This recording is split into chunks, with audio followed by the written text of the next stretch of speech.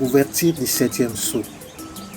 Les 7 anges avec les 7 trompettes et 6 premières trompettes. Quand il ouvrit le 7e sceau, il y eut dans le ciel un silence d'environ une demi-heure.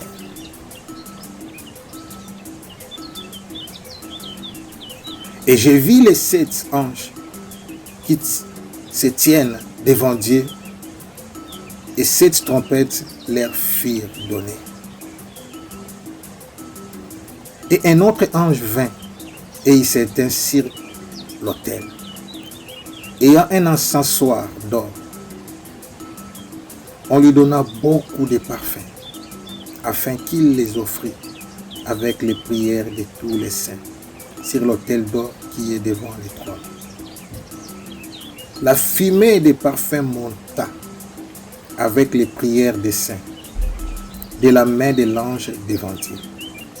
Et l'ange prit l'encensoir, les remplit du feu de l'autel et les jeta sur la terre. Et il y eut des voix, des tonnerres, des éclairs et un tremblement de terre. Et les 7 anges qui avaient les 7 trompettes se préparèrent à en sonner. Le premier sonna de la trompette, et il y eut de la grêle et du feu mêlé de sang, qui furent jetés sur la terre. Et le tiers de la terre fut brûlé, et le tiers des arbres fut brûlé, et toute herbe verte fut brûlée. Le second ange sonna de la trompette, et quelque chose comme une grande montagne embrasée par le feu fut jeté dans la mer, et le tiers de la mer devint du sang. Et le tiers des créatures qui étaient dans la mer et qui avaient vie mourit, et le tiers des navires périt. Le troisième ange sonna de la trompette, et il tomba du ciel une grande étoile ardente, comme un flambeau. Et elle tomba sur les tiers des fleuves et sur les sources des eaux. Le nom de cette étoile est Absinthe. Et le tiers des eaux fit changer en absinthe. Et beaucoup d'hommes mourirent par les eaux parce qu'elles étaient devenues amères.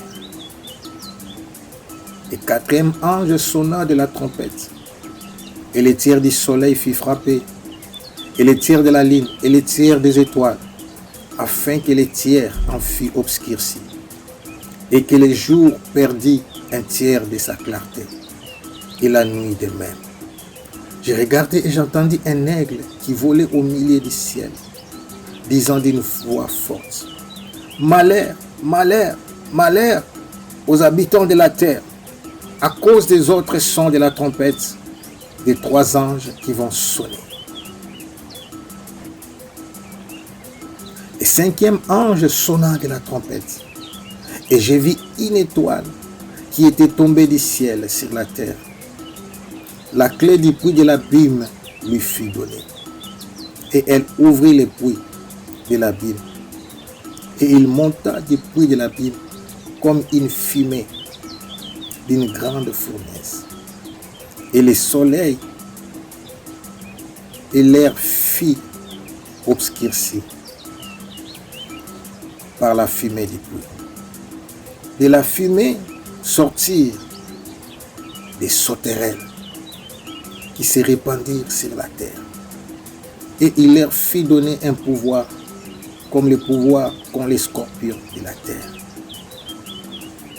Il leur fit dire de ne point faire de mal à l'herbe de la terre, ni à aucune verdure, ni à aucun arbre, mais seulement aux hommes qui n'avaient pas le sceau de Dieu sur les fronts. Il leur fit donner non de les tuer, mais de les tourmenter pendant 5 mois. Et les tourments qu'elle causait étaient comme les tourments que causent les scorpions quand ils piquent un homme. En ce jour-là, les hommes chercheront la mort, et ils ne la trouveront pas. Ils désireront mourir et la mort fuira loin d'eux. Ces sauterelles ressemblaient à des chevaux préparés pour le combat. Il y avait sur leur tête comme des couronnes semblables à de l'or, et leurs visages étaient comme des visages d'hommes. Elles avaient des cheveux comme des cheveux de femmes, et leurs dents étaient comme des dents de lion. Elles avaient des cuirasses comme des cuirasses de fer, et le bruit de leurs ailes était comme un bruit de chars à plusieurs chevaux qui courent au combat. Elles avaient des queues semblables à des scorpions et des aiguillons, et c'est dans l'air qu'était le pouvoir de faire du mal aux hommes pendant 5 mois. Elles avaient sur elles comme roi l'ange de la Bible, nommé en hébreu Abaddon et en grec Apollyon. Le premier malheur est passé. Voici, je viens. Voici, il vient encore des malheurs après cela. Le 6e ange sonna de la trompette. Et j'entendis une voix venant des 4 cornes de l'autel d'or qui est devant Dieu. Et disait au 6e ange qui avait la trompette: délie les 4 anges qui sont liés sur les grands fleuves de l'Euphrate. Et les 4 anges qui étaient prêts pour l'air, le jour, le mois et l'année furent déliés afin qu'ils tuassent les tirs des hommes.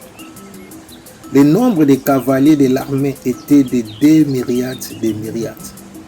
J'entendis le nom. Et ainsi je vis les chevaux dans la vision, et ceux qui les montaient ayant des cuirasses couleur de feu, d'hyacinthe et de soufre. Les têtes des chevaux étaient comme des têtes de lions, et de leurs bouches sortait du feu, de la fumée et du soufre. Les tiers des hommes furent tués par ces 3 fléaux, par le feu, par la fumée et par le soufre qui sortaient de leur bouche.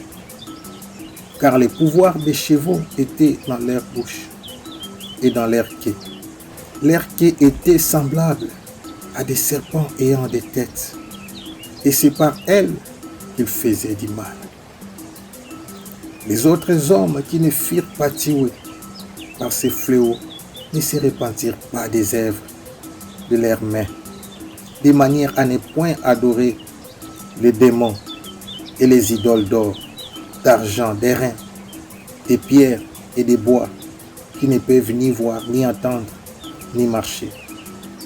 Et ils ne se repentirent pas de leur meurtre, ni de leur enchantement, ni de leur impudicité, ni de leur vol.